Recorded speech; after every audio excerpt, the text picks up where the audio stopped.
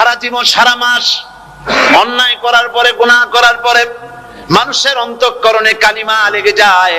আল্লাহ রাব্বুল আলামিন রমজান মুবারকের একটা ব্যবস্থা করেছেন, ইঞ্জিন ওভারহোলিং এর মতো, ইঞ্জিন ডাউন দেওয়ার মতো আপনার কালকে, আপনার আত্মাকে, আপনার বিবেককে, আমার বিবেককে পরিষ্কার করার জন্য রমজান মাস করে দিয়েছেন। রমজান মুবারকের একটি মাসের কোর্স যদি কমপ্লিট করা যায়, তাকওয়া দিয়া যদি ভরে দেওয়া যায়, তাহলে বাকি 11 মাস আরামসে চলবে, কোনো অসুবিধা হবে না।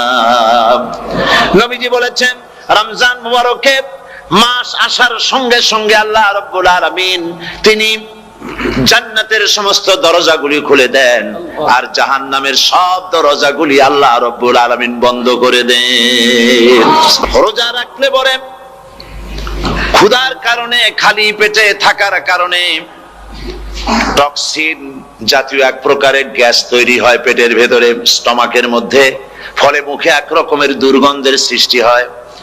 নবীজি বলেছেন রোজাদারের মুখের থেকে যে গন্ধ বের হয়, আল্লাহ পাকের কাছে রোজাদারের মুখের গন্ধ মিস্ক আম্বারের চাইতে বেশি পবিত্র। অন্তত 1500 বছর আগে আল্লাহ রাব্বুল আলামিন নির্দেশ করে রেখেছেন, সূর্য সাদা হওয়া থেকে, পূর্ব দিগন্ত সাদা হওয়া থেকে শুরু করে পশ্চিম দিগন্তে যখন কালো হয়ে কালো রেখা দেখা দেবে, যখন মাগরিব হয়ে যাবে, সূর্যাস্ত যাবে, ততক্ষণ পানাহার আর স্ত্রী সম্ভোগ থেকে বিরত থাকো। 1500 বছর আগের আল্লাহ রাব্বুল আলামিনের এই নোটিশ কিভাবে কার্যকরী হচ্ছে উম্মতের মধ্যে, মুসলমানদের ভেতরে। রমজান মুবারকের এত ফজিলত, মানুষ যখন কোন ইবাদত করে, আল্লাহ পাক সেই ইবাদতের নেক আমলের সওয়াব 10 থেকে শুরু করে 700 পর্যন্ত বাড়ায় দেন। 10 থেকে শুরু করে 700 করে 700 বাড়ায় দেন, ইল্লা সাওম, রোজা ছাড়া। নবীজি বলেছেন রমজান মুবারকে কেউ যদি একটি নফল কাজ আদায় করে, একটি নফল ইবাদত করে, অন্য মাসের একটি ফরজ আদায় করার সওয়াব আল্লাহ পাক নামায়ে আমলে দিয়ে দিবেন। রমজান মুবারকে কেউ যদি একটি ফরজ আদায় করে, অন্য মাসের 70টি ফরজ আদায় করার মতো সওয়াব আমল নামায়ে আল্লাহ দিয়ে দিবেন। আল্লাহ রাব্বুল আলামিন তিনি আয়াত দ্বারা বুঝাতে চান, এর ব্যাখ্যা হচ্ছে এই পৃথিবীর মানবতার কল্যাণের জন্য, এই পৃথিবীর মানুষের ভালাইয়ের জন্য, মঙ্গলের জন্য হাজার হাজার মাস ধরে এই পৃথিবীর মানুষের যে কল্যাণ হয় নাই, এই রমজান মুবারকে একটা রাত আছে, যেই রাতে আল্লাহ রাব্বুল আলামিন মানবতার সেই কল্যাণ করেছেন। সে আল্লাহ রাব্বুল আলামিন আমাদেরকে শিখায় দিয়েছেন, শয়তানের ওয়াসওয়াসা থেকে আমার কাছে পানাহ চাও। আউযু বিল্লাহি মিনাশ শাইতানির রাজিম। যদি ভেতরে আল্লাহ পাকের ভয় থাকে, রব্বুল আলামিন আমাকে দেখছেন, তিনি আমাকে শুনতেছেন, এই ভয় যদি অন্তঃকরণের ভিতরে থাকে, তাহলে এই লোকটি কোনো গুনাহের কাজ করতে পারবে না, মিথ্যা বলতে পারবে না, ওজনে কম দিতে পারবে না, খাদ্যে ভেজাল দিতে পারবে না, শয়তানি বদমাশি করতে পারবে না। আর যদি এই জিনিসটির অভাব থাকে, যদি তাকওয়া না থাকে, তাহলে সমস্ত অন্যায় কাজ সে করতে পারবে। এই জন্য আল্লাহ রাব্বুল আলামিন বলেন, রোজা এই জন্য দান করেছে, যাতে করে রোজার মাস এই জন্য দিলাম, লাআল্লাকুম তাত্তাকুন, তোমাদের ভিতরে তাকওয়ার সৃষ্টি হয়। এই ওয়াজ আমি আপনাদের সামনে অনেকবার করেছি। হযরত ওমর রাদিয়াল্লাহু তাআলা আনহু রাতের বেলায় ঘুরতে ঘুরতে দেখেন এক বাড়িতে আলো জ্বলছে, শেষ রাত। এই রাত্রে বাড়িতে আলো জ্বলে কেন? ভাবলেন কোন অসুখ বিসুখ হলো নাকি। তো উনি কাছে গেছেন, গিয়ে কান পেতে শুনতেছেন। বাড়ির মালিক বুড়ি তার যুবতী মেয়েকে ডেকে বলছে, মা ওঠো, তাড়াতাড়ি ওঠো। কেন? কয় যে সকাল তো হয়ে গেল, দুধ দই এনেছি, আমি দুধ এনে রাখছি, এখন তুমি পরিমাণ মতো সবটা পাত্রে পানি দিয়ে ভরে দাও, তাহলে ওজন বেশি হবে আর আমরা ভালো লাভ করতে পারবো। মেয়ে বলছে, মা তুমি বলো কি, এটা আমার দ্বারা সম্ভব না। কেন সম্ভব নয়? হযরত ওমর এক ফরমান জারি করেছেন, তিনি বলেছেন তিনি পানিতে, দুধের মধ্যে পানি মিশাতে নিষেধ করেছেন। তাছাড়া রাসূল করিম সাল্লাল্লাহু আলাইহি ওয়াসাল্লাম খাদ্যদ্রব্যে ভেজাল দিতে নিষেধ করেছেন। কাজী হযরত ওমরের এই নির্দেশকে আমি অমান্য করতে পারবো না। মা বলছে দেখো ওমর এখন তো ঘুমাইতেছে, এত রাত্রে তিনি কি এখানে আসছেন নাকি আমাদের এই কারবার দেখতে? তুমি পানি মিশাও ইচ্ছে মতো, আপনার মুখের গন্ধটাও আল্লাহর কাছে পবিত্র। রোজাদারদের জন্য জান্নাতের একটি দরওয়াজা খাস করে রাখা হয়েছে, যার নাম রায়্যান। এই দরওয়াজা রোজাদারদের জন্য, কেবলমাত্র রোজাদারেরা সেখান থেকে প্রবেশ করবে, আর কেউ প্রবেশ করতে পারবে না। এই রোজাদারদের সম্পর্কে আল্লাহ পাক বলেছেন, হাদিস শরীফে এসেছে, বুখারী শরীফের হাদিস, রাসূল করিম সাল্লাল্লাহু আলাইহি ওয়াসাল্লাম বলেছেন, লিসাইমে ফারহাতান, ফারহাতুন ইনদা ফিতরিহি ওয়া ফারহাতুন ইনদা লিকাই রাব্বিহি। রোজাদারের জন্য দুইটা খুশি। কয়টা খুশি বলুন তো? কে বলছেন? আল্লাহ রাসূল বলছেন রোজাদারের জন্য দুইটা খুশি। লিসাইমে ফারহাতান, দুটি খুশি। ফারহাতুন ইনদা ফিতরিহি, একটা খুশি হচ্ছে ইফতারের সময়। এই ফিতরিহি দুটি কথা, এই একটি কথার দুটি ব্যাখ্যা হয়। একটা হচ্ছে ইফতারের সময়, ইফতারের কথা বলা হয়েছে, আর ঈদের কথাও এর মধ্যে বলা হয়েছে। ইফতারের সময় হলে একটা খুশি, আর একটা খুশি হচ্ছে ইনদা লিকাই রাব্বিহি, যখন রোজাদারের সঙ্গে আল্লাহ পাক দেখা করবেন তখন হবে আরেকটা খুশি। তার মানে হচ্ছে রোজাদারদের সঙ্গে স্পেশাল আল্লাহ রাব্বুল আলামিন সাক্ষাৎকারের ব্যবস্থা করবেন। সুবহানাল্লাহ। তাহলে দুটি জিনিস হলো, একটা হলো ইফতারের জন্য দুটা, রোজাদারের জন্য দুটা খুশি, একটা হলো ইফতারের সময়, আর একটা হচ্ছে আল্লাহর সঙ্গে যখন দেখা করবে। তো ইফতারের যে খুশিটা, এই খুশি রোজাদার ছাড়া কেউ বুঝবে না। ইফতার সারাদিন রোজা রাখার পর সামনে পেঁয়াজি, বেগুনি, সালাদ, তরমুজ, মিষ্টি, তারপরে আম্বালা সুইট মিটের নানান রকমের মিষ্টি, এরপরে মুড়ি, কত কিছু সব সামনে নিয়ে বসে আছে। দেখছেন অবস্থা? সমস্ত কিছু সামনে বসা, ঘড়ির দিকে তাকানো। আপনি যদি 5 মিনিট আগে খান, ফেরেশতা এসে মুখের উপর থাপ্পড় মারবে, বেটা খাইলি কেন? বলবে কেউ? বলবে না। কোন ফেরেশতা লাঠি নিয়ে দাঁড়ায় আছে? দাঁড়ায় নাই, কিন্তু আপনি খাচ্ছেন না কেন? সুবহানাল্লাহ, সুবহানাল্লাহ বলবেন না?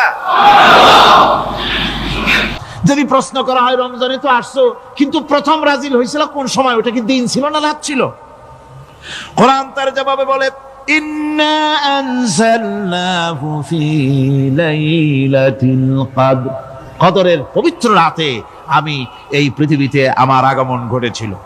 যদি প্রশ্ন করা হয় বুঝলাম সবই, কেন নাজিল হয়েছে তুমি? এই পৃথিবীতে তোমার আসার উদ্দেশ্য কি? মূল কাজটা কি? এই প্রশ্ন যদি করা হয়, কোরআনে কারীম তার জবাবে বলে, শোনো কেন এসেছি। লিতুখরিজান নাসা মিনাজ-জুলুমাতি ইলান-নূর।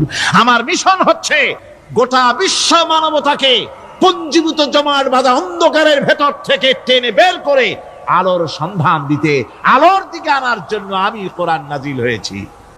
আল্লাহ পাক আমাদের জন্য একটি পবিত্র মাস আমাদেরকে দিচ্ছেন, দান করেছেন, যে মাসটির নাম হচ্ছে রমাদান। রমাদান হচ্ছে রামদুন, রা মিম দত, রাম ধাতু থেকে উৎপত্তি, এর অর্থ হচ্ছে জ্বালানো, পুড়িয়ে দেওয়া, ভস্ম করে দেওয়া। রমজান মুবারকে যারা নাকি সিয়াম সাধনা করে, আত্মত্যাগ করে, অর্থাৎ তিতিক্ষা, ত্যাগ এবং তিতিক্ষা করে, রমজান মুবারকে আল্লাহ পাক যেভাবে রোজা চান ওইভাবে যারা রোজা রাখে, আমরা পেয়েছি কোরআনের ব্যাখ্যা হচ্ছে রাসূল করিম সাল্লাল্লাহু আলাইহি ওয়াসাল্লাম। হুজুর এটাকে আমাদেরকে বলে দিয়েছেন, তিনি সারে ছিলেন, শরীয়ত প্রণেতা ছিলেন। তো সমস্ত ইবাদতকে আল্লাহ পাক সংক্ষেপে তিনি আউটলাইন অথবা গাইডলাইন তিনি দিয়েছেন আল্লাহ পাক। রমজান মুবারক হচ্ছে একমাত্র ইবাদত যে রমজান সম্পর্কে আল্লাহ পাক ডিটেইলস পূর্ণ একটি রুকু আল্লাহ পাক আলোচনা করেছেন। সুবহানাল্লাহ। রোজা শুরু করবেন কোনখান থেকে, শেষ করবেন কোথায় গিয়ে, সফরে প্লেনে যখন চলবেন তখন আপনার রোজার অবস্থা কি হবে, যদি দেশে যান তখন কি হবে, অসুস্থ হলে কি হবে, কিভাবে রোজা রাখবেন, কিভাবে রোজা ভাঙবেন, তারপরে কখন শুরু হবে, কখন কি হবে ইত্যাদি বিস্তারিত বিবরণ রোজার মতো করে এত অন্য কোন ইবাদতের ব্যাপারে আল্লাহ এতটা বলেন নাই যতটা বলেছেন রোজার ব্যাপারে। তাহলে নিশ্চয়ই বুঝতে পারছেন রোজাটা অত্যন্ত গুরুত্বপূর্ণ ইবাদত। সবটাই গুরুত্বপূর্ণ, কিন্তু রোজাটা আল্লাহর কাছে বেশি গুরুত্বপূর্ণ। সুবহানাল্লাহ। আচ্ছা, বেশি গুরুত্বপূর্ণ কেন সে কথা কি বলবো? অবশ্যই বলবো। বেশি গুরুত্ব এই কারণে, আল্লাহ পাক বলেছেন, এটা হচ্ছে হাদিসে কুদসি, আল্লাহ পাক বলেছেন, আস-সাওমু লি ওয়া আনা আজজি বিহি। অন্য রিওয়ায়াতে এসেছে ওয়া আনা উজজা বিহি। as-sawmu li, রোজা হলো আমার জন্য। কে বলতেছেন বলুন তো? আল্লাহ পাক বলছেন রোজা হচ্ছে আমার জন্য, রোজার পুরস্কার আমি দেব। অন্য বর্ণনায় এসেছে রোজা আমার জন্য আর রোজাদারের পুরস্কার আমি আল্লাহ নিজেই পুরস্কার। সুবহানাল্লাহ, সুবহানাল্লাহ। তাহলে প্রশ্ন আসে, আল্লাহ পাক বলছেন রোজা আমার জন্য, as-sawmu li। আল্লাহ তো একথা কোথাও বলেন না আজ-যাকাতু লি, আস-সালাতু লি, আল-হাজ্জু লি। রোজা আমার কি বলে, যাকাত আমার জন্য, হজ আমার জন্য, নামাজ আমার জন্য, একথা কিন্তু আল্লাহ বলেন নাই। অবশ্যই আমরা যাকাত হোক, নামাজ হোক, হজ হোক কার জন্য করি? আল্লাহর জন্য করি। রমজানের ব্যাপারে আল্লাহ খাস করেছেন যে as-sawmu li, রোজা আমার জন্য। এই কথাটার অর্থ কি, তাৎপর্য কি, ব্যাখ্যা কি, সিগনিফিকেন্স কি? এর সিগনিফিকেন্স হচ্ছে এই যে প্রত্যেকটা ইবাদতের দুটি ধরন আছে। কয়টা ধরন বলুন তো? দুটি ধরন। একটি ধরন হচ্ছে বাহ্যিক আর একটা হচ্ছে আভ্যন্তরীণ। প্রত্যেকটা ইবাদতের দুটি দিক আছে, একটা মানুষকে দেখানো আর একটা ভেতরের। যেমন নামাজ, একটি লোক নামাজ পড়ে না, কিন্তু এমন একটা সমাবেশের মধ্যে পড়ে গেছে সবাই নামাজ পড়ে। এখন আমি যদি নামাজ না পড়ি তাহলে লোকে বলবে কি? তখন উজু আছে কি না আছে দাঁড়ায় গেল আল্লাহু আকবার। তাহলে দেখা গেল নামাজ আল্লাহর জন্য পড়ে, আবার মানুষের জন্য দেখাবার জন্য করে। যাকাত এটা দেয় মানুষে, তার নিয়তটাকে আল্লাহ পাক ভালো জানেন। কিন্তু কিছু লোক তেমন আছে যাকাতের নামে লুঙ্গি, আমাদের দেশে আছে, এখানে কি করে আমি জানি না, লুঙ্গি শাড়ি কিনে তারপরে বাড়িতে সব জমা করে এরপরে গরিবদের দাওয়াত দেয় এবং সকলকে দেখায় এভাবে লুঙ্গি দিল, শাড়ি দিল, লোকেরা দেখলো যে যাকাত দিল, খুব যাকাত দিয়েছে। কোরবানির ব্যাপারে এভাবে বিরাট একটা গরু কিনলো, কিনে মানুষকে দেখাইলো। চট্টগ্রামে আছে সবচেয়ে বড় দামের গরু একটা কিনে গরুর গলায় মালা একটা পরাইয়া তারপরে শহর ঘুরায়। এখন অবশ্য এটা কমে গেছে আগের থেকে অনেক। মানুষ দেখুক যে অমুকে এই গরুটা কোরবানি করেছে। এটা কি কোরবানির জন্য হলো না মানুষকে দেখাবার জন্য হলো? হজ, টাকা আছে, লোকেরা বলবো কি যে এত টাকার মালিক তাও হজে যায় না, সুতরাং যাই একটু হজ করে আসি। তাহলে হজ করা গেল, আবার মানুষকে দেখাবার জন্য করলো। দুটি জিনিস আছে। কিন্তু একমাত্র রোজা যদি কেউ রাখে মানুষকে দেখাবার জন্য সকাল থেকে শুরু করে সন্ধ্যা পর্যন্ত না খাইয়া কোনো পাগলও থাকবে না। বলেন আপনারা ঠিক কিনা? সে তো মানুষকে দেখাবার জন্য দাঁত পরিষ্কার করে নিল আর দুপুরে ভাত খাই নিল, বউতেও টের পাইল না। পারবে কিনা? পারবে। টয়লেটে গিয়ে খাই নিল ভালো করে, কোন একটা আড়াল জায়গা নিয়ে খেয়ে গেল, বাচ্চাও দেখলো না, বউতেও দেখলো না, খেয়ে নিল। তাহলে সে তো রোজা রাখলো না। আল্লাহ পাক বলছেন as-sawmu li, রোজা হচ্ছে আমার জন্য। যে রোজা রাখে আমার জন্যই রাখে, মানুষকে দেখাবার জন্য সারাদিন না খেয়ে থাকার কোনো প্রশ্নই ওঠে না। সুবহানাল্লাহ। সুতরাং রোজা যে রাখলো সে আমার জন্যই রাখলো। ওয়া আনা আজজি বিহি, রোজার পুরস্কার আমি আমার হাত দিয়ে দেব। সুবহানাল্লাহ, আমার হাত দিয়ে দেব। ম্যানেজার যদি বলে এই কাজগুলি করলে পরে বেতন, নির্ধারিত বেতন পাবা, আর এইটা যদি করো তাহলে বেতনটা আমি দেবো আমার হাত দিয়া, তাহলে এমপ্লয় যারা তারা বুঝতেই পারবে যে মালিক যখন নিজেই দেবে তাহলে ম্যানেজারের মতো দেবে না, মালিকের মতোই বড় করে দেবে। আল্লাহ পাক ফেরেশতাদের কাছে এটা রাখেন নাই, সব নেকি তোমরা লেখো গিয়া, আর রোজার সওয়াব আমার হাত দিয়ে আমি দেব। সুবহানাল্লাহ। এরপরে আল্লাহ পাক বলছেন, অন্য রিওয়ায়াতে এসেছে রোজা আমার জন্য আর রোজাদারের পুরস্কার আর কিচ্ছু না, রোজাদারের পুরস্কার আমি আল্লাহ নিজেই পুরস্কার হয়ে যাব। সুবহানাল্লাহ। হাদিস শরীফে এসেছে, মেয়ে বলছে মা হযরত ওমর ঘুমাতে পারেন, তার পুলিশেরা, তার গোয়েন্দা বিভাগের লোকেরা ঘুমাতে পারেন, হযরত ওমরের চোখকে ফাঁকি দেওয়া যাবে, হযরত ওমরের পুলিশকে ফাঁকি দেওয়া যেতে পারে, কিন্তু আল্লাহ রাব্বুল আলামিনের চোখকে ফাঁকি দেওয়া যাবে না। আমার পক্ষে সম্ভব নয়, আমি দুধে পানি মিশাতে পারবো না। হযরত ওমর রাদিয়াল্লাহু তাআলা চলে গেলেন, গিয়ে তার ছেলেকে ডেকে বললেন, ছেলে আমি তো এখন বুড়া হয়ে গেছি, আমার বিয়ের বয়স নাই, আমি একটা মেয়ের খোঁজ নিয়ে আসছি, যদি আমার বয়স থাকতো এই মেয়েটার আমি বিয়ে করতাম। সুবহানাল্লাহ, সুবহানাল্লাহ। এই মেয়েটা তুমি খোঁজ নাও, যদি বিয়ে না হয়ে থাকে তুমি প্রস্তাব দাও বিবাহের। কি সৌন্দর্য তিনি দেখলেন মেয়েটার মধ্যে, স্বাস্থ্য, রূপ, যৌবন, কি দেখলেন? তাকওয়া। জোরে বলেন না, কি দেখলেন? তাকওয়া। এই তাকওয়া তিনি দেখলেন। এই তাকওয়ার উপরে ভিত্তি করে আমিরুল মুমিনিন, অর্ধেকটা পৃথিবীর প্রেসিডেন্ট খলিফাতুল মুসলিমিন আমিরুল মুমিনিন হযরত ওমর তার ছেলের জন্য পুত্রবধূ করে তাকে ঘরে নিয়ে আসলেন। সুবহানাল্লাহ। ফায়দা কি হলো? ফায়দা এই হলো, এই মেয়ের গর্ভে যে মেয়ে হলো, সেই মেয়ের গর্ভে যে মেয়ে হলো, সেই মেয়ের গর্ভে ফারুকে সানি হযরত ওমর ইবনে আব্দুল আজিজ রাহমাতুল্লাহ আলাইহির মতো ফারুকে সানি আল্লাহ দান করে দিলেন। সুবহানাল্লাহ ওয়া বিহামদি। এটার নাম হচ্ছে তাকওয়া। এই তাকওয়ার ব্যাপারে হযরত ওমর রাদিয়াল্লাহু তাআলা আনহু তিনি হযরত কাব বিন উবাই রাদিয়াল্লাহু তাআলা আনহুকে জিজ্ঞেস করেছিলেন যে তাকওয়ার একটা ব্যাখ্যা আপনি কি আমাকে বলতে পারেন, তাকওয়ার ব্যাখ্যাটা কি? তিনি বললেন হ্যাঁ পারি। কি ব্যাখ্যা? তিনি বললেন যে দেখুন, তাকওয়ার ব্যাখ্যা হচ্ছে এই যে সংকীর্ণ একটি রাস্তা, সরু ন্যারো একটা রোড, এই ন্যারো রোডের দুই দিকে আছে কাঁটাযুক্ত লতা পাতা। এই কাঁটাযুক্ত লতা পাতার মধ্য দিয়ে এই সরু রাস্তা দিয়ে আপনি যখন যাবেন তো কিভাবে যাবেন? হযরত ওমর বললেন আমার জামা কাপড় এইভাবে খুব আটোসাটো করে আমরা যাব, যাতে করে গায়ের চামড়াও না ছেড়ে আমার জামাও যাতে না ছেড়ে যায়। হযরতে কাব বিন উবাই রাদিয়াল্লাহু তাআলা আনহু বলছেন এটার নামই হচ্ছে তাকওয়া। এটার নাম কি? তাকওয়া। এটার নাম হচ্ছে তাকওয়া। দুনিয়ার অসংখ্য পাপের ভেতর থেকে আপনি চলে যাবেন, পাপ যেন আপনাকে স্পর্শ করতে না পারে। এটার নাম তাকওয়া। বাইন মাছ নিশ্চয়ই খেয়েছেন আপনারা, না লন্ডনে পাওয়া যায় না? পাওয়া যায়। এই বাইন মাছ যারা খেয়েছেন আপনারা, আমি জানি না আপনারা জানেন কিনা বাইন মাছ কোথায় থাকে, পানিতে থাকে না কাদায় থাকে? মাশাআল্লাহ, বাইন মাছ থাকে কাদার মধ্যে। কিন্তু এই বাইন মাছ যারা ধরেছে তাদের মুখে শুনেছি আমি যে বাইন মাছ থাকে কাদায়, ওকে যখন ধরে টেনে বের করায় কাদার মধ্য থেকে এক ফোঁটা কাদা ওর গায়ে নাই। এই কলুষিত সমাজ, পাপে ভরপুর, গ্রেট ব্রিটেন, আমেরিকা, পাশ্চাত্য, আমাদের দেশ, সর্বত্র পাপ আর পাপ। এই পাপের মধ্যে বাইন মাছ শুধু খাইয়েন না, ওর কাছ থেকে শিক্ষাও গ্রহণ করেন। ও যেমন কাদার মধ্যে থাকে, কাদা ওর গায়ে লাগে না, আপনিও এই সমাজের মধ্যে আপনি আপনার কাজ চালিয়ে যান, পাপ যেন আপনাকে স্পর্শ না করে। আল্লাহ যেন পাপের থেকে আমাদের বাঁচান। আমরা বলি আমিন, সবাই বলেন আমিন। এটার নাম হচ্ছে তাকওয়া।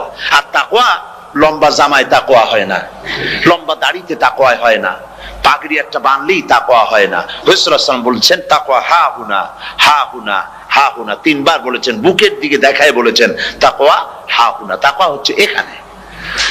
এর অর্থ এই নয় যে আমি দাড়িকে আমি ছোট করে দেখছি, জামাকে ছোট করে দেখছি, তা নয়। কিন্তু বলছি যে তাকওয়াটা হচ্ছে অন্তরের ভেতরে। এই অন্তরের ভেতর থেকেই এটার বহির প্রকাশ হতে হবে। আপনার কথায়, আপনার বলায়, আপনার ওঠায়, আপনার বসায়, আপনার চালচলনে, আপনার বিয়ে শাদীতে, আপনার ব্যবসা বাণিজ্যের সর্বত্র তাকওয়ার ছাপ প্রদর্শিত হতে হবে। তাহলেই আমার মধ্যে তাকওয়া এসেছে বলে প্রমাণ হবে। আর এটাই আল্লাহ পাক চান, রমজান মুবারকে তোমাদের মধ্যে তাকওয়া সৃষ্টি হোক। রোজা সম্পর্কে এই কথাগুলি আমি বলে নিলাম। প্রথম 10 দিন শুধু রহমত নাজিল হবে, দ্বিতীয় 10 দিনে আল্লাহ পাক শুধু মাফ করতে থাকবেন, আর তৃতীয় 10 দিনে আল্লাহ পাক জাহান্নাম থেকে মুক্ত করে দিবেন। সুবহানাল্লাহ।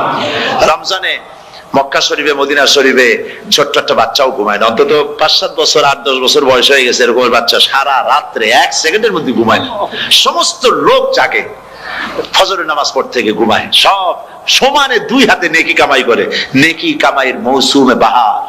রমজান হচ্ছে নেকি কামাইয়ের বসন্তকাল। আপনারা যেন খবরদার মিস করবেন না, মিস করবেন না, খবরদার।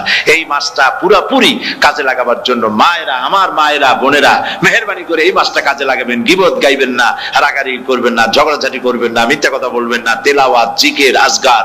আর পুরুষেরাও এই জিকির আজগারের মধ্যে, মানুষকে ভালো কাজের আদেশ করার মধ্যে যা আজকে আল্লাহ আমার দিয়ে বলাইলেন, এই কাজগুলি আমি এবং আপনারা সবাই যেন আমল করতে পারি। আল্লাহ তৌফিক দান করুন। আপনারা এই মোনাজাতের পরে যে যে এলাকায় গিয়ে জামাতে এশার নামাজটা আদায় করবেন, এখানে নামাজের কোনো ব্যবস্থা করা যায় নাই বলে আমরা দুঃখ প্রকাশ করছি। পাশে যেখানে মসজিদ পান, জামাতে এশার নামাজটা খবরদার আদায় করে নেবেন, নামাজ ছেড়ে দেবেন না। 5 ওয়াক্ত নামাজ সঠিকভাবে আদায় করবেন। আর মদের ব্যবসা যাদের আছে, মদের ব্যবসা ছেড়ে দিবেন। আর মদের চাকরি যারা করেন, সেখান থেকে এই চাকরি উঠাইয়া কোনো ভালো জায়গায় চাকরি করার জন্য চেষ্টা করবেন।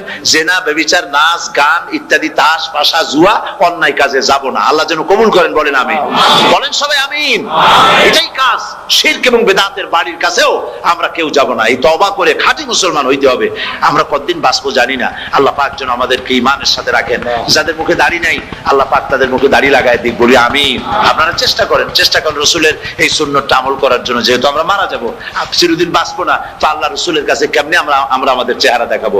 জামায়, দাড়িতে, টুপিতে, পর্দায়, মেয়ে লোকদের পর্দা করার মধ্যে সবটার মধ্যে রাসূলুল্লাহর সুন্নত যেন আমরা আমল করতে পারি। আল্লাহ যেন তৌফিক দেন। হুজুর বলেছেন, হুজুর তো কোন কলেজে পড়েন নাই। কি বলেন, কলেজে পড়েছেন? কোন কলেজে মাদ্রাসায় পড়াশোনা করেন নাই। অথচ আল্লাহর নবী বলেছেন, ইন্নামা বুইস্তু মুআল্লিমান, আমি শিক্ষক হিসাবে দুনিয়ার বুকে প্রেরিত হয়েছি। লেখাপড়া কোথাও করেন নাই, অথচ হুজুর বলছেন আমি শিক্ষক। অর্থাৎ গোটা পৃথিবীর সর্বকালে সর্বযুগের মহান শিক্ষক হচ্ছেন মুহাম্মদ রাসূলুল্লাহ সাল্লাল্লাহু আলাইহি ওয়াসাল্লাম। শিক্ষা তার মধ্যে পরিপূর্ণ ছিল। আল্লাহ তাকে শিখিয়েছেন, সব কথা তিনি বলেছেন, জ্ঞানের কোনো অভাব তার কাছে ছিল না। তবে হ্যাঁ, অনেকে বলে যে মুহাম্মদ সাল্লাল্লাহু আলাইহি ওয়াসাল্লাম হচ্ছেন সেই পুরানা মধ্যযুগীয় ব্যাপার স্যাপার। ওই মধ্যযুগীয় কোনো কথা আজকের যুগে চলতে পারে না। এটা হলো জ্ঞান বিজ্ঞানের যুগ। আমরা কিছু মঙ্গল গ্রহে যাব করতেছি, চাঁদ দখল করে ফেলেছি সেই কবে, চাঁদে পতাকা উড়ায় ফেলেছি, বাড়ি ঘর বানাবার জন্য ইট, সিমেন্ট, রড সবকিছু পাঠাবার ব্যবস্থা হচ্ছে চাঁদে। আর মঙ্গল গ্রহে তো আমরা যাব করছি।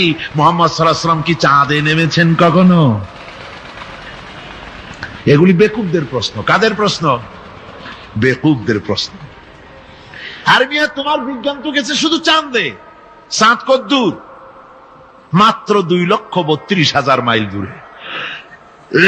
চাঁদ মাত্র 2,32,000 মাইল দূরে একটি উপগ্রহ মাত্র। পৃথিবীর সবচাইতে নিকটতম প্রতিবেশী, নিকটতম উপগ্রহ হচ্ছে চাঁদ। দৃষ্টান্ত দিতে গিয়ে আমি ওই ছোট্ট স্টোরিটি বুঝাবার জন্য মানুষের সামনে বলি। একবার এক স্বামী, আর যাওয়া লাগবে না বিদেশে, ঘরের থেকে বারান্দায় নামি তুমি বলো মানুষ না কাউয়ের জাত, সন্ধ্যায় ছিলা কোথায়, এখন নামছো কোথায়? তোমার আর বিদেশে যায় কাম নাই, তুমি ঘরে এসে মশারির মধ্যে ঢোকো। বুঝলেন? তো পৃথিবী থেকে মাত্র 2,32,000 মাইল দূরে চাঁদ।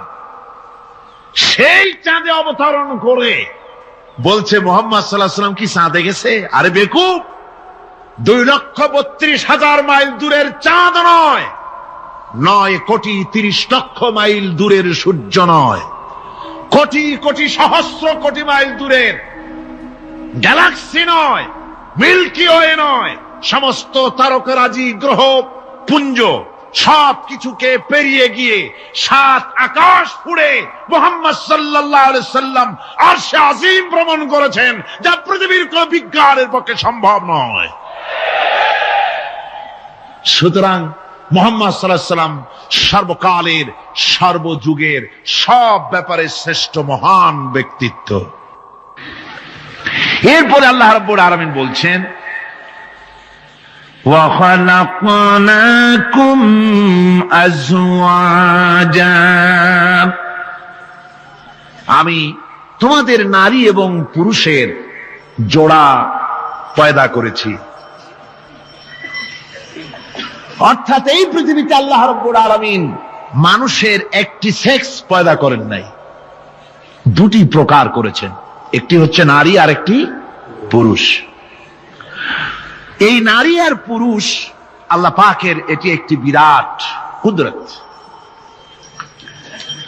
এই নারী এবং পুরুষ সৃষ্টি করে পরস্পরের প্রতি আল্লাহ আকর্ষণ সৃষ্টি করেছেন। দুজনের একের প্রতি অপরের আকর্ষণ আল্লাহ পাক নিজেই সৃষ্টি করে দিয়েছেন। ওয়ামিন আয়াতিহি আন খালাকা লাকুম মিন আনফুসিকুম আজওয়াজান লিতাসকুনু ইলাইহা ওয়াজআলা বাইনাকুম মাওয়াদ্দাতাও ওয়া রাহমা। আমার অনেক নিদর্শনাবলীর মধ্যে এটিও একটি নিদর্শন যে আমি তোমাদের থেকে তোমাদের স্ত্রীদেরকে তোমাদের জোড়া পয়দা করেছি। আর কি করেছি, কেন করেছি? লিতাসকুনু ইলাইহা, যাতে করে তোমরা পরস্পরের কাছ থেকে শান্তি, প্রীতি, প্রেম, ভালোবাসা, মহব্বত লাভ করতে পারো। এটা আমার নিদর্শন একটি। কিরকম নিদর্শন? নামাজ পড়ো সেইভাবে যেভাবে আমাকে নামাজ পড়তে দেখছো। সুবহানাল্লাহ ওয়া বিহামদিহি। হুজুরের মতো নামাজ পড়তে হবে। নামাজে দাঁড়ায়া হায়রে কপাল, মসজিদে ঢুকতে যত দেরি, বেরোতে দেরি নেই, বাইরেতে পারলেই যেন বাসে। তারপরে ইমাম যদি আত্তাহিয়াত পড়তে একটু দেরি করে বসে, পিছন থেকে সমানে সিগন্যাল আসতে থাকে। লক্ষ্য করছেন আপনারা? এর নাম ফাইজলামি। এটার নাম কি? এই ফাইজলামি করার অধিকার নাই তোমার। ইমামকে তুমি ডিক্টেট করতে পারো না। ইমামকে হুঁশিয়ার করার জন্য যদি কাশি দিয়ে থাকো, তোমার নামাজ ফাসেদ হয়ে যাবে। নামাজের ভিতরে কাশি দিয়ে ইমামরে শুনায় দেয় যেন, ইমাম সাহেব আমার মামলা তো ডিসমিস হয়েছে কখন, আপনার খবর কি, কোন মকামে আছেন এখন? নামাজ সোজা হয়ে দাঁড়াতে হবে, তাদিল আর কান ঠিক রাখতে হবে। তাদিল শব্দের অর্থ হলো বরাবর করা। রুকুর ভিতরে থাকবেন যতক্ষণ, দাঁড়িয়ে থাকবেন ততক্ষণ, অন্তত এক তাসবিহ পরিমাণ তো বটেই। সেই পরিমাণ সোজা হয়ে দাঁড়ানো হয় না, ওয়াজিব তরক হয়ে যাচ্ছে। আমার বন্ধুগণ, নামাজ যদি না হলো, যার নামাজ আছে তার সব আছে, যার নামাজ নাই তার ফাউন্ডেশন নাই, ঈমানও নাই। রুকুর ভিতরে যতক্ষণ থাকবেন, রুকুর থেকে দাঁড়িয়ে রব্বানা লাকাল হামদ হামদান কাসীরান তাইয়িবান মুবারাকান ফি, একজন সাহাবী এই দোয়া পড়েছিলেন। হুজুর বললেন, ও সাহাবী, তুমি যখন এই দোয়া পড়তেছিলে তুমি জানো না আমি নবী, আমি দেখি, তোমরা দেখতে পাও না, আমি দেখতেছিলাম ফেরেশতারা তুমি এই যে দোয়াটা পড়তেছিলে রুকু থেকে দাঁড়াইয়া, তোমার আমলনামায় নেকি কে কত বেশি লিখবে তা নিয়ে ফেরেশতারা প্রতিযোগিতা করতেছিল। দুই সেজদার ভেতরে এক সেজদা দিয়েছেন সুবহানা রাব্বিয়াল আ'লা, বলেন তো সুবহানা রাব্বিয়াল আ'লা, সুবহানা রাব্বিয়াল আ'লা, সুবহানা রাব্বিয়াল আ'লা। সময় লাগে না? লক্ষ্য করে দেখেন যে মুরগিতেও এত তাড়াতাড়ি দানা খাইতে পারে না যত তাড়াতাড়ি সেজদা দিয়ে উঠে যায়। একটা সেজদায় যত সময় লাগলো, দুই সেজদার মাঝখানে ততখানি সময় দিবেন। আল্লাহুম্মা গফিরলি ওয়ারহামনি ওয়াফিনি ওয়াহদিনি ওয়ারযুকনি। হুজুর এই দোয়াগুলি করতেন, আরে কি সুন্দর দোয়া। আল্লাহ আমারে মাফ করে দাও, আমারে সুস্থ করো, আমার উপরে রহম করো, আমাকে তুমি রিজিক দান করো। সুবহানাল্লাহ। আবার নামাজের মধ্যে দোয়া কবুল হয় বেশি। সাহাবী জিজ্ঞেস করেছেন, ইয়া রাসূলুল্লাহি, বান্দা কখন আল্লাহর বেশি নিকটে হয়ে যায়? নবী বলেছেন, বান্দা যখন সিজদা দেয় আল্লাহর বান্দার ভিতরে কোনো হিজাব আর থাকে না। রাসূলুল্লাহ বলেছেন, সিজদা যখন দিবে নামাজের মধ্যে তখন মনে করবে যেন আল্লাহ রাব্বুল আলামিনের কদম মোবারকের উপরে কপালটা রেখে দিছো। এরকম নামাজ পড়ে। সালাম ফিরালে পরে ইমামের সাথে সাথে নয়, ইমামের সালাম হয়ে যাবে তারপরে সালাম ফিরা। এরপরে ইমামের সালাম ফিরানো হয়ে গেল, তারপরে পড়েন আল্লাহু আকবার। কি বলবেন? এরপরে তিনবার পড়বেন আস্তাগফিরুল্লাহ আস্তাগফিরুল্লাহ আস্তাগফিরুল্লাহ। দোয়াগুলি সঠিকভাবে পড়তে হবে। তাওহীদের চতুর্থ নম্বরের দাবি হলো নামাজকে সঠিকভাবে আদায় করতে হবে। আমার ভাইরা, নামাজ ছেড়ে দিলে হবে না। আজকের এই মাহফিলের ভিতরে যত তরুণ এসেছেন, যুবক এসেছেন, শিক্ষক এসেছেন, মা বোনেরা এসেছেন, পেশাজীবী ডাক্তার এসেছেন, কৃষিজীবী এসেছেন, সব মানুষের কাছে আমি যদি একটা দাবি করি, আপনারা আমার এই দাবিটা মানবেন কিনা? মানবেন? আমার দাবি আপনাদের কাছে, তাওহীদের দাবি আপনাদের কাছে এই, আসুন ওয়াদা করি, যতক্ষণ এত বড় ফরজ যে নামাজ না পড়লে জাহান্নামে যেতে হবে, নামাজ না পড়লে ইমাম থাকবে না, মুসলমান বলে দাবি করার কোনো হক নাই, এই যখন অবস্থা, এই নামাজ যতদিন না আজরাইল আমাদের শিয়রে না আসতেছে ততদিন পর্যন্ত নামাজ ছেড়ে দেব না। এই ওয়াদা কি করতে পারেন? হাত উঁচু করে দেখান, হাত উঁচু করে দেখান। আলহামদুলিল্লাহ। হাত উঁচু করে রাখেন, আল্লাহ দেখুক। হাত উঁচু করে রাখেন, আল্লাহ দেখুক। আলহামদুলিল্লাহ। হাত নামান, হাত নামান। আল্লাহ পাক কবুল করুন। জোরে কোন আমিন, আরো জোরে বলেন আমিন। আজকের এশা থেকে শুরু হবে। আজকে অনেকের বলি, ভাই নামাজ পড়ো না কেন? নামাজটা পড়ো। হুজুর দোয়া করেন, চেষ্টা করতেছি। তুমি হুজুর গো কি পাগল পাইছো নাকি? গোলামীর চরম নমুনা দেখায় দিলেন। সেজদায় যখন চলে গেলেন, কত বড় গোলামি দেখায় দিলেন। আল্লাহ নাকটারে কপালটারে ঘষতেছি, আমি তোমার গোলাম। ফজরের আজান হয়ে গেছে, ঘুমায় থেকো না, উযু করো, আর এরপরে মসজিদে চলে যাও। ফজরের নামাজ যদি কেউ জামাতে পড়ে, হাদিস শরীফে এসেছে সারা রাত ধরে নামাজ পড়লে যে সওয়াব হতো, ওই সওয়াব ফজরের জামাতে আল্লাহ দিয়ে দিবে। এত সওয়াব দিয়া মসজিদে বলা হয় হাইয়া আলাস সালাহ, হাইয়া আলাল ফালাহ, এসো নামাজের দিকে, এসো কল্যাণের দিকে। সাহেব ডাকছে, তখন বসে থাকে ঠ্যাঙের উপরে ঠ্যাং ফেলাইয়া, সিগারেট বাম হাতে ধরাইয়া টান দিয়া ফু ছাড়িয়ে দিয়ে দেখে ফু যায় কদ্দুর। কি এর নামাজ, কি এর রোজা? তুমি যদি আল্লাহরে সেজদাই না দিলা, তুমি আর গরু কোনো পার্থক্য নাই। আছে পার্থক্য? আমি কি বেশি বললাম নাকি? বেশি বলি নাই, বরং গরু তোমার থেকে ভালো। গরু আল্লাহর জিকির করে, আল্লাহ স্মরণ করে সবাই। তুমি আল্লাহ স্মরণ থেকে নাফরমান হয়ে গিয়েছো। ফজরের সময় উঠি, সেজদা দিয়া প্রমাণ করো, আল্লাহ এই দিন শুরু করলাম তোমার গোলামির মাধ্যমে। কপালটা মাটিতে ঠেকায় দিয়া প্রমাণ করে দিলাম আমি তোমার গোলাম। দুপুরের সময় তুমি যেন আল্লাহর গোলামি ভুলে না যাও, এজন্য জোহরের নামাজ দুপুর বেলায় আরেকবার সেজদা দিয়া প্রমাণ করো, আল্লাহ আমি ভুলি নাই, আমি তোমার গোলাম। আসরে আরেকবার, দিন যখন শেষ হয়ে যায় মাগরিবের সময়, দিন শেষে আরেকবার স্মরণ করিয়ে দিচ্ছি নিজেকে, আল্লাহ আমি তোমার গোলামি ভুলি নাই, আমি তোমার গোলাম। মাথাটা আবার ঘষলাম। রাতে যখন বিছানায় শুয়ে যাও, ঈশার নামাজের সময় আবার মাথাটা সেজদা দাও, গোলামির নমুনা দেখায় দাও, আল্লাহ এবার শুতে যেতেছি, তোমারে সেজদা দিয়া তারপরে শুতে গেলাম। আমি সবসময় তোমার গোলাম। কার গোলাম? চিল্লা এখন, কার গোলাম? সুতরাং ছাত্র ভাইরা, মা বোনেরা, ছেলেরা, ভাইয়েরা, যুবকরা, তরুণেরা, পেশাজীবী, কৃষিজীবী, সাংবাদিক যারা আসছে, সকলের প্রতি দাবি, এই যে ওয়াদা করেছেন, হাত উঁচু করছেন, দেখছে কে? সাক্ষী কে? আজ এশা থেকে আমল করবেন।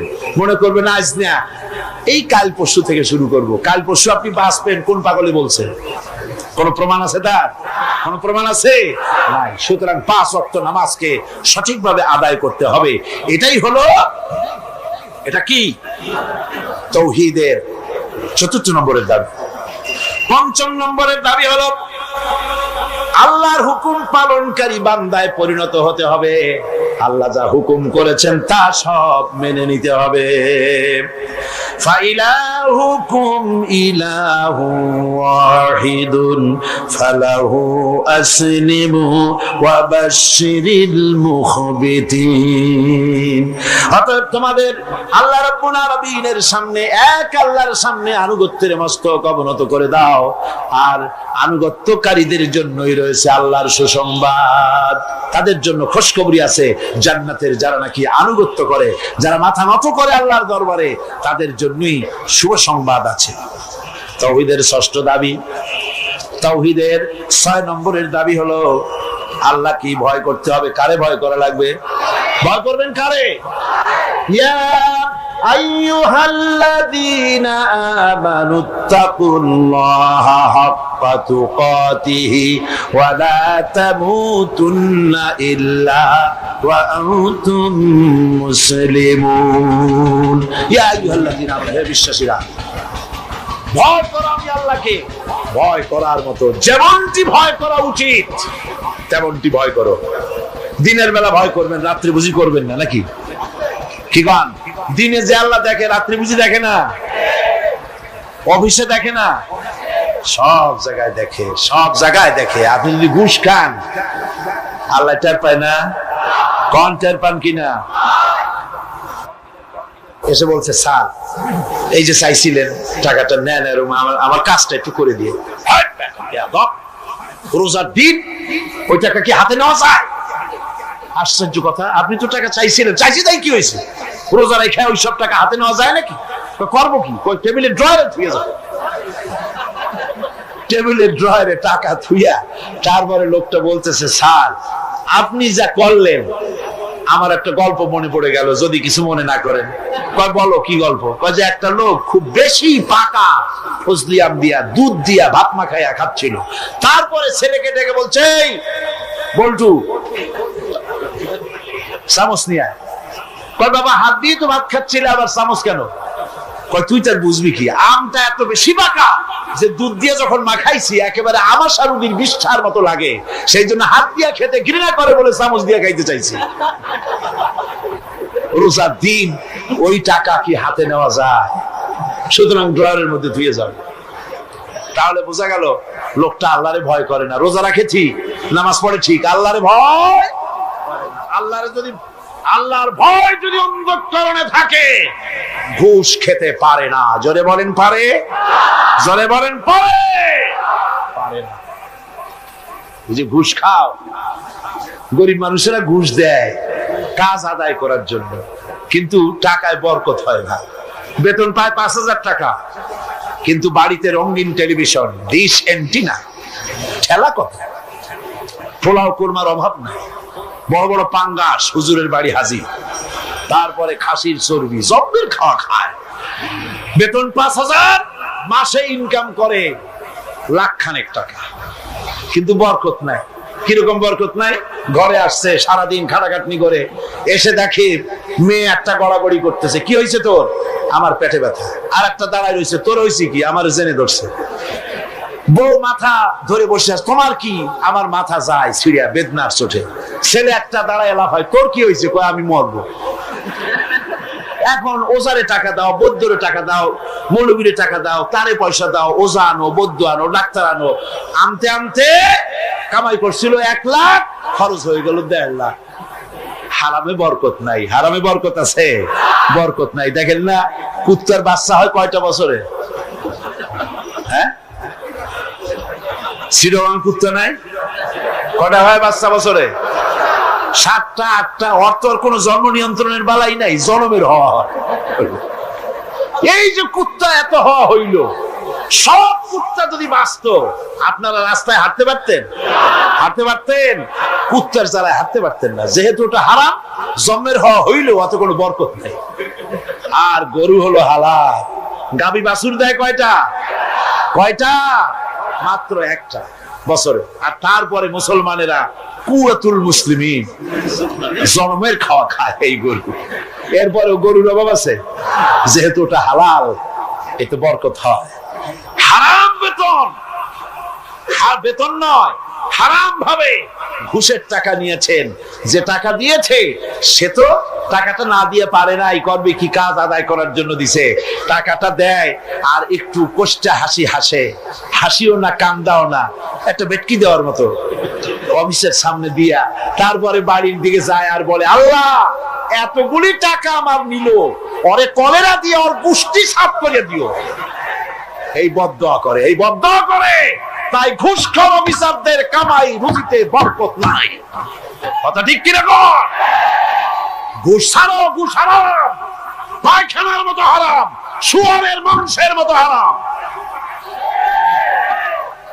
ঘুষ হারাম, সুদ হারাম। সুতরাং আল্লাহরে ভয় করো। ইমানের 6 নম্বরের দাবি, ভয় করতে হবে কাকে? আল্লাহ রাব্বুল আলামিনকে ভয় করতে হবে। 7 নম্বরের তাওহীদের দাবি হচ্ছে সাহায্য চাইতে হবে কেবলমাত্র আল্লাহ রাব্বুল আলামিনের কাছে। প্রত্যেক নামাজের ভিতরেই তো আমরা বলি, ইয়্যাকা না'বুদু ওয়া ইয়্যাকা নাস্তাঈন। পড়েন সবাই, ইয়্যাকা না'বুদু ওয়া ইয়্যাকা নাস্তাঈন। একমাত্র আমি তোমার গোলাম আর তোমার কাছে সাহায্য যাচিয়া করি। নামাজের মধ্যে এই কথা কইয়া তারপরে সাহায্য চান মানুষের কাছে গিয়া, ছেলে দাও, মেয়ে দাও, স্বাস্থ্য ভালো করো, এই সমস্ত কথা গিয়া বলেন। সম্পূর্ণ উল্টা খাসলা শিরকের মধ্যে মুবতালা হয়ে যাচ্ছেন। চাইতে হবে আল্লাহর কাছে, গোলামিটা হবে আল্লাহর, গোলামিটা হবে কার? সেই গোলামি কোথায়? নামাজে শুধু না, শুধু নামাজে নয়, নামাজটা পড়েন যার হুকুম মতো, রোজা রাখেন যার হুকুম মতো, দোকান চালাতে হবে তার হুকুম মতো। দোকানে গিয়ে দেখা যায় দোকানদার ওজন যখন দেয়, আল্লাহ বলেছেন ওজনে কম দিও না, বান্দা এমন ভাবে দাড়ি পাল্লা ধরে, ক্রেতা মনে করে আমারে বুঝি 1 কেজির জায়গায় 1.5 কেজি দিছে, বাড়ি এনে মেপে দেখবেন 1400 টাকার বেশি না। ঠিক কিনা? মাপে কম, পরিমাণে কম, তাহলে তো গোলামি হলো না। জমিনের আইল ঠেলে জনমের ঠেলা, একদিকে নামাজ পড়ে আল্লাহরে বলে ইয়াকা নাবুদু, তোমার গোলামি করি। গোলামির প্রমাণ দেখো, জমিনে যখন জমিন চাষ করে, চাষ করার সময় লাঙ্গলের মাথা বুঝি খারাপ হয়ে যায় আইলের কাছে গেলে, আইল ঠেলিয়া একেবারে কাম শেষ। আমার ছাত্র জীবনে একবার স্টিমারে যাচ্ছিলাম কোন এক জায়গায়, বিছানা রাখা একজন লোককে বললাম, ভাই আমার বিছানাটা দেখেন, আমি উজু করে আসি। হায়, উজু করে এসে দেখি আমার বিছানা এমন অবস্থা রাখছে যাতে আমার কাইতে হওয়ার উপায় নেই, এমন ভাবে চাপিয়া এতটুকু করে ফেলাইছে।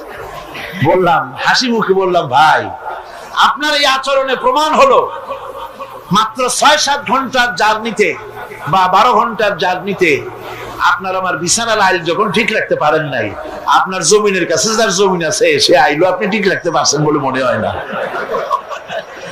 রাসূলুল্লাহ বলেছেন, লানাল্লাহ মান গায়্যারা মানারা, যে ব্যক্তি জমিনের আইল টেরা বাঁকা করে তার উপরে আল্লাহর লানত, আল্লাহর অভিশাপ। আল্লাহর কাছে বললেন, আল্লাহ ইয়াকা নাবুদু, তোমার গোলামি করি।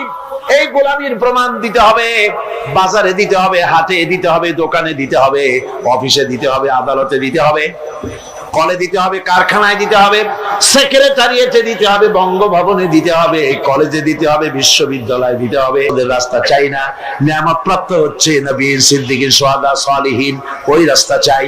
হেদায়েতের রাস্তা চাইতে হবে আল্লাহর কাছে। নামাজের ভিতরে আমরা যে হেদায়েতের রাস্তা চাইলাম আল্লাহর কাছে, আল্লাহ রাব্বুল আলামিন এই আমাদের এই চাওয়ার জবাবে আল্লাহ পাক বলেন, আমার কাছে রাস্তা চেয়েছো, এরই জবাবে 30 পারা কোরআন শরীফ দিলাম, এটাই হেদায়েতের পথ। আর জবাব দিলেন আল্লাহ, সূরা ফাতিহার জবাব সূরা ইয়াসিনের মধ্যে আল্লাহ দিয়ে দিয়েছেন। সূরা ফাতিহায় আমরা বললাম ইহদিনাস সিরাতাল মুস্তাকিম, হে আল্লাহ সোজা রাস্তাটা দেখাও। সূরা ইয়াসিনে গিয়ে আল্লাহ জবাব দিয়ে দিলেন, ও বান্দা তুমি আমার কাছে সোজা রাস্তা চেয়েছো, শোনো, ওয়া আনি'বুদুনি হাযা সিরাতুম মুস্তাকিম, আমার গোলামি কর, আমার দাসত্ব কর, হাযা সিরাতুল মুস্তাকিম, এটাই হলো সহজ সরল রয়াল রোড, যা শুরু হলো দুনিয়া থেকে শেষ হলো জান্নাতুল ফেরদাউসে গিয়া। জোরে বলেন সুবহানাল্লাহ। সুতরাং হেদায়েত চাইতে হবে কার কাছে? আল্লাহর কাছে। আল্লাহর কাছে হেদায়েত চাইলাম, আল্লাহ কোরআন দিলেন আর নবী দিয়া দিলেন। নবীর কাছ থেকে হেদায়েতের নমুনাটা নিতে হবে। একজন বদবী, একজন গ্রাম্য লোক রাসূলের কাছে এসে প্রশ্ন করেছিলেন, হুজুর আমি গ্রাম্য মানুষ, সব সময় আপনার খেদমতে আসতে পারি না, আমি গরিব মানুষ, হুজুর আমাকে আপনি বলে দেন তাওহীদ কারে বলে, রিসালাত কারে বলে, আখিরাত কারে বলে, ঈমান কারে বলে। হুজুর সব তারে ব্যাখ্যা করে শোনায় দিলেন।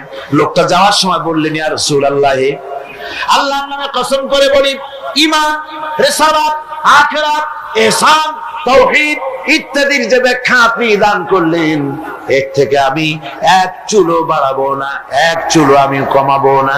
এই বলে লোকটা যখন বিদায় হতে লাগলো, আল্লাহর নবী উপস্থিত সাহাবীদের বললেন, সাহাবীরা, এই দুনিয়ায় বেঁচে থাকা অবস্থায় যদি কোনো বেহেশতি মানুষ দেখে চোখ শীতল করতে চাও, তাহলে এই বান্দার দিকে তাকায় দেখো, সে আল্লাহর জান্নাতি। কারণ সে বলেছে, রাসূল ইসলামের যে ব্যাখ্যা আপনি দিয়েছেন, এর থেকে 1 চুল বাড়াবো না, 1 চুল কমাবো না। এর নাম ঈমান। এর নাম কি? সিল্লাকনের নাম কি? আজ মুসলমানের কপাল পুড়ছে। কেন মুসলমানদের কপাল পুড়েছে? রাসূলুল্লাহর কাছে থেকে ঈমান ইসলাম তাওহীদের ব্যাখ্যা নিতে চায় না। খাজা বাবাই কি কয়, হুজুর কেবলা কি কয়, কোন দেশ থেকে কোন হুজুর কেবলা আসলো, তিনি কি ব্যাখ্যা দিলেন, সেই ব্যাখ্যা অনুযায়ী যায়। ওই ব্যাখ্যা কোরআনে বা হাদিসে আছে কিনা একটু যাচাই পর্যন্ত করে না। জোরে কর নাউজুবিল্লাহ। হ্যাঁ, কোন পীর সাহেব যদি বলেন এভাবে পাগড়ি বাঁধো, আমি যদি দেখি হাদিসে ওরকম পাগড়ি বেঁধেছেন রাসূল, অবশ্যই পীর সাহেবের কথা মানবো। কিন্তু পীর সাহেব যদি এমন পাগড়ি বাঁধার কথা বলেন যেরকম হুজুর বাঁধেন নাই, সাহাবীরা বাঁধেন নাই, সে পীর যেখান থেকে আসুক না কেন সে পীরের কথা মানি না। বলেন ঠিক কিনা? জোরে বলেন ঠিক কিনা? পীর সাহেব আমারে জিকির শিখান, আমি যদি দেখি আমার রাসূলুল্লাহ ওই রকম জিকির করেছেন, নবীর সাহাবীরা ওই রকম জিকির করেছেন, পীর সাহেবের কথা মাথা পেতে মেনে নেব, যেহেতু তিনি আমার রাসূলের কথা বলেছেন, আমার রাসূলের সাহাবীদের মতো বলেছেন। আর যদি দেখি পীর সাহেব এমন জিকির শিখান, এমন ওজিফা শিখান, যেই জিকির যেই ওজিফা আল্লাহর রাসূল করেন নাই, সাহাবীরা করেন নাই, আল্লাহর কসম ওই পীরের ওজিফা মানি না। ঠিক কিনা গো? এর নাম হলো ঈমান। এর নাম কি? ঈমান। রাসূলুল্লাহ চাইতে ইসলামের নতুন করে ব্যাখ্যা মানি না। রাসূল যেটা দিয়েছেন এটাই আসল পথ, এটাই আসল পথ, জান্নাতে যাওয়ার পথ, আর কোন পথ না। বন্ধুগণ, 9 নম্বরে তাওহীদের 9 নম্বরের দাবি হলো আল্লাহর আইনের আনুগত্য করতে হবে। কার আইনের আনুগত্য? আল্লাহ পাক বলেন, ইত্তাবিউ মা উনজিলা ইলাইকুম মির রাব্বিকুম ওয়া লা তাত্তাবিউ মিন দুনিহি আউলিয়া। একমাত্র আমি যে আমার নাজিলকৃত তোমার রবের পক্ষ থেকে যে কিতাব নাজিল হয়েছে সেই কিতাবের অনুসরণ করো। ওয়ালা তাত্তাবিউ মিন দুনিহি আউলিয়া, আর তিনি ছাড়া অন্যরা যা কিছু দিয়েছে তার অনুসরণ করো না, মেনো না। আল্লাহর কিতাব এই কোরআনে যা আছে এটাই মানো, এই কোরআনের বাইরে যা আছে সেটাকে আইন হিসাবে মেনো না। এটা আইনের কিতাব। এটা কিসের কিতাব? জোরে বলেন কিসের কিতাব? আইনের কিতাব। সব কথা আল্লাহ এই কোরআনের মধ্যে বলে দিয়েছেন, আছে না সব? আপনার কি চাই বলে, যেটা কোরআনে নাই? কোনটা বলবো? এই কোরআনের ভিতরে দর্শন আছে, ফিলসফি আছে, বোটানি আছে, জুলজি আছে, পলিটিক্যাল সায়েন্স আছে, মেডিকেল সায়েন্স আছে, এর ভিতরে আপনার খতত্ব আছে, ভূতত্ব আছে, নৃতত্ব আছে, এর মধ্যে সব আছে। মেয়ে লোকের কথা আছে, প্রতিবেশীর কথা আছে, মা বাবের কথা আছে, শ্রমিকের কথা আছে, সাদা কালা মানুষের কথা আছে। এক কথায় মানুষের জীবনে যা দরকার সব কোরআনে আছে। জোরে কোন সুবহানাল্লাহ। আছে কিনা? পিঁপড়া থেকে শুরু করে হাতি পর্যন্ত সব আছে। পিঁপড়ার নামে সূরা একটা আছে না? নাম কি? নামল। আর হাতির নামে সূরা আছে, নাম কি? ফিল। বরং পিঁপড়ার সূরাটাই বড়। আবার লোহান নামে সূরা আছে, মাকড়সার নামে সূরা আছে, মধুমক্ষিকার নামে সূরা আছে। এই পৃথিবীর অর্ধেক জনশক্তি নারী, সে মেয়ে লোকের ব্যাপারে সূরা আছে। আছে কিনা কোন? এসব কথা আমি আগামীকাল বলবো ইনশাআল্লাহ। আল্লাহ পাক বলেন, তিবিয়ানান লিকুল্লি শাই। খুলে খুলে সব কথা কোরআন শরীফের মধ্যে আমি বলে দিয়েছি। সুতরাং মানব রচিত সব মতবাদ ছেড়ে দিয়ে মানব রচিত সব মতবাদ দুপায়ে দোলে আসতে হবে কোরআনের ছায়াতলে। কোথায় আসতে হবে? কোরআনের ছায়াতলে আসতে হবে। সব ভুলে যেতে হবে, সবকিছু অন্ধকার, আর ইসলাম হলো নূর। এই পৃথিবীতে আপনারাই আমাকে বলেন, সমাজতন্ত্র আল্লাহর তৈরি না মানুষের তৈরি? পুঁজিবাদ আল্লাহর তৈরি না মানুষের তৈরি? ধর্ম নিরপেক্ষতাবাদ আল্লাহর তৈরি না মানুষের তৈরি? কমিউনিজম আল্লাহর তৈরি না মানুষের তৈরি? জাতীয়তাবাদ আল্লাহর তৈরি না মানুষের তৈরি? আর ইসলাম কার তৈরি বলেন? এ কোরআন কার তৈরি বলেন? এই কোরআন শরীফের ভিতরে আল্লাহ রাব্বুল আলামিন গ্যারান্টি দিতেছেন, ফামান তাবিআ হুদায়া ফালা খাউফুন আলাইহিম ওয়ালা হুম ইয়াহজানুন। এই কোরআন যারা মেনে চলবে তাদের জন্য কোনো ভয় নাই, তাদের জন্য কোনো চিন্তা নাই। লা খাউফুন আলাইহিম, ভয় নাই চিন্তা নাই। কিসের ভয় নাই, কিসের চিন্তা নাই? কোরআনের আইন যে দেশ মানবে, কোরআনের আইন যে দেশ, যে রাষ্ট্র, যেই জনগণ মানবে, তাদের জন্য খাওয়া পড়া শিক্ষা চিকিৎসা বাসস্থানের চিন্তা থাকবে না। আর হত্যা দর্শন হাইজাক লুট ইত্যাদির কোনো ভয়ও থাকবে না। দুনিয়া শান্তি পাবে, কিয়ামতের দিন জাহান্নাম থেকে আল্লাহ মুক্তি দিয়া দিবেন। জোরে বলেন সুবহানাল্লাহ। সুতরাং এই কোরআনের দিকে আসতে হবে, কোরআনের দিকে আমাদেরকে এগিয়ে আসতে হবে। আল্লাহর গ্যারান্টি, খাওয়া পড়া শিক্ষা চিকিৎসা বাসস্থানের গ্যারান্টি কে দিয়েছে? কোরআন দিয়েছে। কে দিয়েছে? কোরআন দিয়েছে। কোরআনের কথা বিশ্বাস হইল না, বিশ্বাস হইল কার কথা? নির্বাচনের সময় সলিমুদ্দিন এসে মঞ্চে দাঁড়ায় গেছে। একজন উনি দাঁড়াবার আগে একজন এসে বললো, ভাইয়ের আমার, বোনের আমার, এতক্ষণ ধরে যার বক্তব্য শোনার জন্য প্রচন্ড রৌদ্রের ভেতরে প্রতীক্ষায় ছিলেন, ইনি সেই গরিবের বন্ধু, শ্রমিকের শত্রু, নাকি জানি জনগণের কলিজার টুকরা, কৃষকের নয়নের মণি, সাধারণ মানুষের ঘিলুর চামড়া, অমুক সেরাগালি সাহেব। উনি এবার বক্তব্য রাখবেন। উনি বললেন, এবার আমি দাঁড়াইছি, আমারে ভোট দেন। সালাম কত তখন, মাশাআল্লাহ। ধর্মের কথা ওরা আমাদের বলে, আমরা নাকি ধর্মের নামে রাজনীতি করি, ধর্ম নিয়ে নাকি আমরা ব্যবসা করি। নাউজুবিল্লাহ। ধর্ম ব্যবসা তো ওরা, ধর্ম ব্যবসায়ী কারা? ওরাই। মৌসুম আসতে পারে, সারা বছরে সালাম দেয় না, নির্বাচন যখন আসে, খায়রে সালাম, সালাম দিতে দিতে আসসালামু আলাইকুম, এই এত সময় বলবে কতক্ষণ? খালি কয় চালকুম চালকুম, তাড়াতাড়ি হয়ে যায়। দ্রুত সালামের ব্যবস্থা। তারপরে বাড়ি বাড়ি গিয়ে হাজির, সালামের দেখেন গরজ কত। বরিশালে শুনে আসলাম, একজন ক্যান্ডিডেট নাকি এরকম গত নির্বাচনে সালাম দিতে দিতে একেবারে শেষ। তারপরে রাতে বাড়ি ফিরতেছে ক্যানভাস করে, রাত্রিবেলায় যাওয়ার সময় রাস্তা দিয়ে যাচ্ছে, সাথে লোকজন আছে, সামনে দেখে রাস্তার উপরে একটা মানুষের মতো, কয় আসসালামু আলাইকুম, জবাব নেই। আরে ভাই, জবাব না দেন, ভোট না দেন, সালামের জবাবটা তো দিবেন, তাও কথা কয়। তারপর আচ্ছা ঠিক আছে একটু মুসাফা করি, হাত দিয়েছে, তা হাতও বাড়াইলো। ব্যাপারটা সালাম দেই, সালামদের জবাব দেয় না, হাত বাড়াইলাম, মুসাফা করে না, কি কাছে যায় দেখে যে মানুষ না, মরা খাজুর গাছ। এই গরজ হয় তখন, বাড়ি বাড়ি যায়, মানুষের দরদে অস্থির, লক্ষ লক্ষ টাকা খরচ করে নির্বাচনে জনগণের মহব্বতে। তার মানে হলো নির্বাচন হচ্ছে একটা ইলেকশনে জিতে যাওয়া, এটা হলো বড় রকমের একটা কৃষি ক্ষেত।